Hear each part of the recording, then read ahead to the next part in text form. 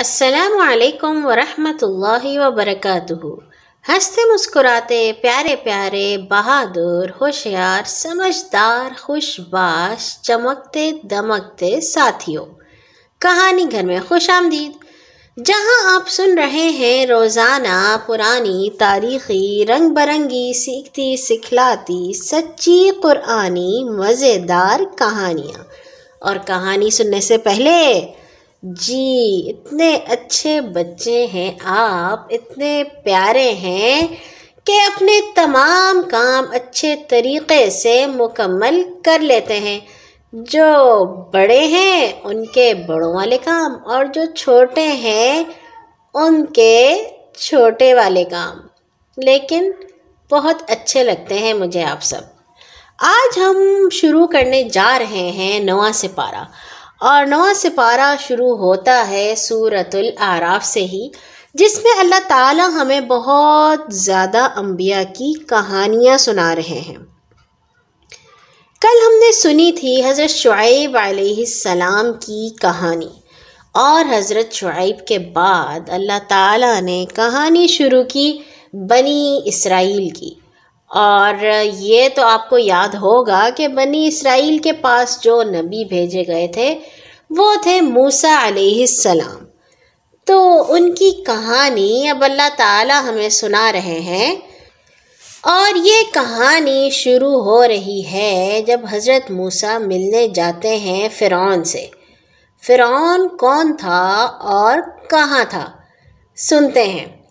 حضرت موسیٰ علیہ السلام ملک مصر کے ایک اسرائیلی گھرانے میں پیدا ہوئے۔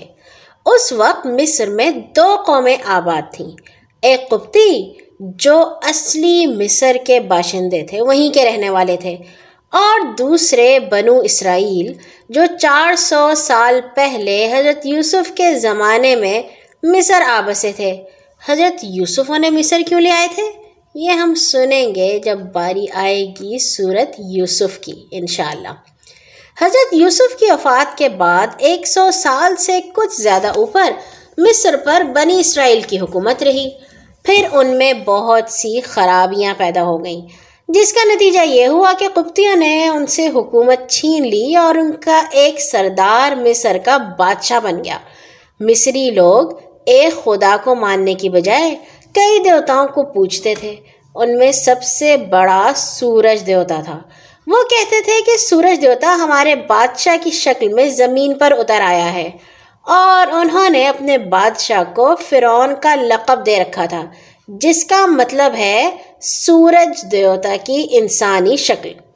قبطیوں نے بنی اسرائیل سے حکومت چھین کر ان پر بہت ظلم ڈھانے شروع کر دیے۔ ان کی زمینیں، مکانات، جائیدادیں ان سے چھین لی، حکومت سے ان کو الگ کر دیا، اور طرح طرح سے انہیں ذلیل کرنا شروع کر دیا۔ وہ ان سے عمارتیں بنواتے، بوجھ اٹھواتے، کھیتوں میں کام کراتے اور ان کو اپنا غلام سمجھتے۔ حضرت موسیٰ علیہ السلام جس فرعون کے زمانے میں پیدا ہوئے، وہ ایک طرف تو بہت مغرور تھا، اپنے آپ کو خدا کہتا تھا، دوسری طرف وہ بنی اسرائیل کا سخت دشمن تھا۔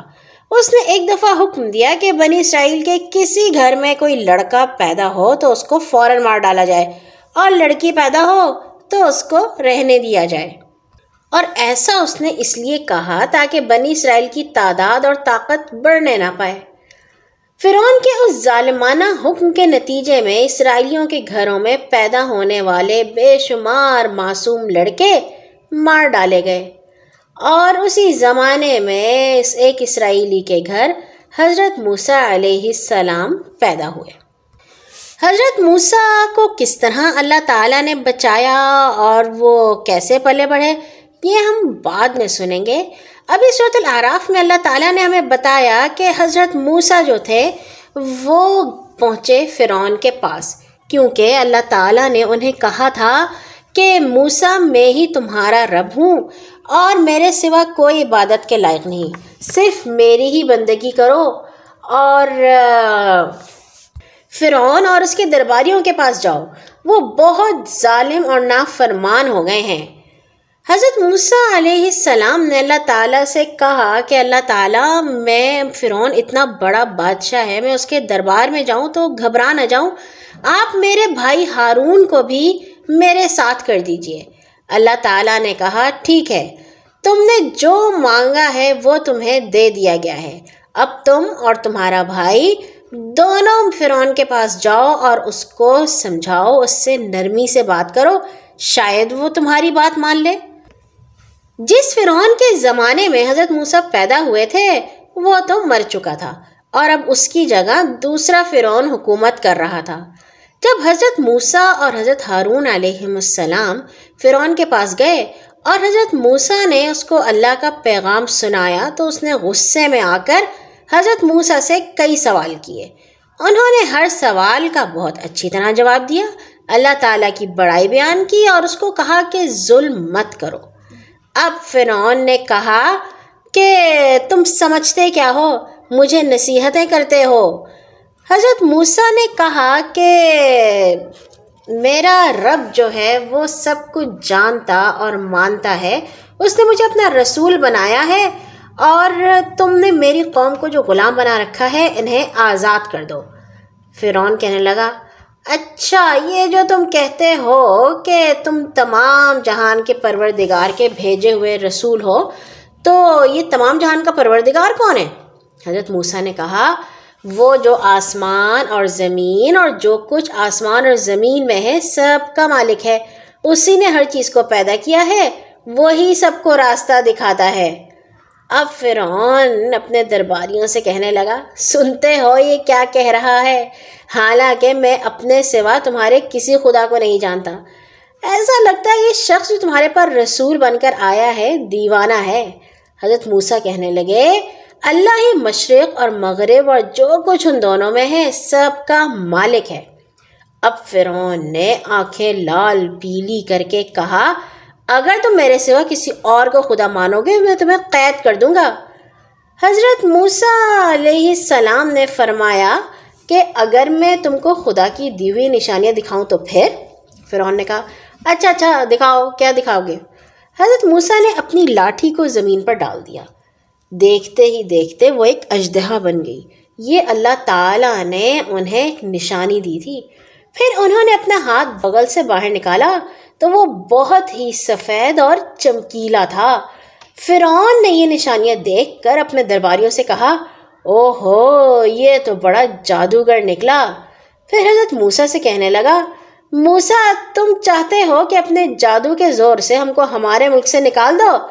چلو ایسا ہی صحیح، ہم بھی جادو کے زور سے تمہارا مقابلہ کریں گے۔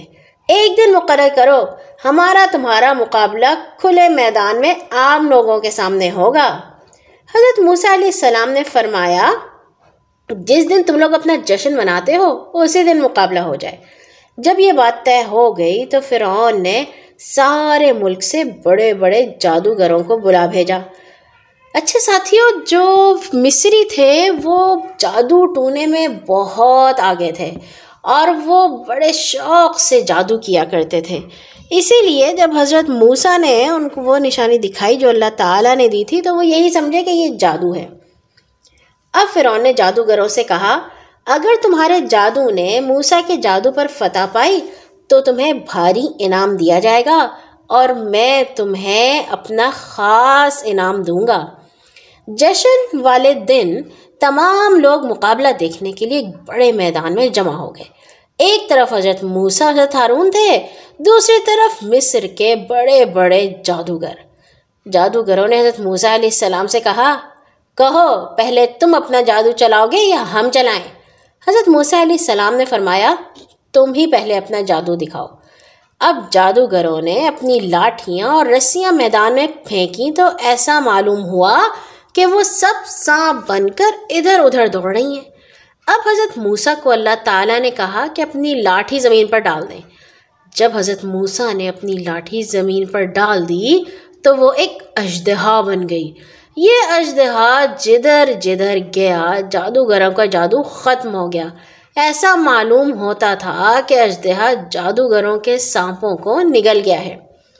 جادوگروں کو پورا یقین تھا کہ ان کو تو جادو میں کوئی ہرا نہیں سکتا، لیکن جب انہوں نے اس کو اس طرح ختم ہوتے دیکھا تو ان کے دلوں پر ایسا اثر ہوا کہ سب سجدے میں گر پڑے اور کہنے لگے ہم موسیٰ اور ہارون کے خدا پر ایمان لائے، اس خدا پر جو دونوں جہانوں کا پالنے والا ہے۔ فرعون نے جادوگروں کو اس طرح ہارتے اور خدا پر ایمان لاتے دیکھا تو اس نے بگڑ کر کہا، تم میری اجازت کے بغیر موسیٰ اور اس کے خدا پر ایمان لے آئے؟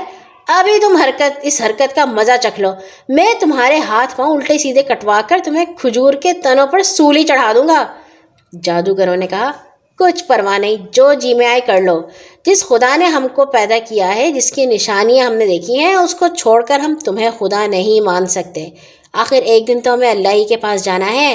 ہم اللہ تعالیٰ سے دعا کرتے ہیں وہ ہمیں حوصلہ عطا کرے، اور جب ہمیں موت آئے تو ہم اس کے فرما بردار اچھے بندے ہوں۔ اس واقعے کے بعد فرعون نے حضرت موسیٰ علیہ السلام، حضرت ہارون علیہ السلام کو دربار سے تو جانے دیا اور ملک میں رہنے کے لیے ان کو آزاد بھی چھوڑ دیا، لیکن اس کے غرور اور ظلم میں کوئی کمی نہ آئی۔ وہ بنی اسرائیل پر طرح طرح کے ظلم ڈھاتا رہا۔ اس کے ڈر سے مصر کے لوگوں کو بھی حضرت موسیٰ کا ساتھ دینے کی ہمت نہ پڑی۔ اور پھر اس کے بعد کیا ہوا، یہ ہم سنیں گے انشاءاللہ اس کہانی کے بقیہ حصے میں کل۔ یہاں تک حضرت موسیٰ اور فرعون کی کہانی ابھی ختم نہیں ہوئی۔ جادوگر تو ہو گئے تھے مسلمان، مگر فرعون تو ویسے کا ویسا ہی تھا۔ اللہ تعالیٰ نے اس کو سمجھانے کے لیے آخر کیا کیا کیا اور کون کون سی نشانیاں حضرت موسیٰ نے ان لوگوں کو دکھائیں، یہ ہم سنیں گے کل انشاءاللہ۔ ہر نماز کے بعد اپنے لیے اور تمام مسلمانوں کے لیے دعا کرنا مت بھولا کیجیے۔ اللہ حافظ۔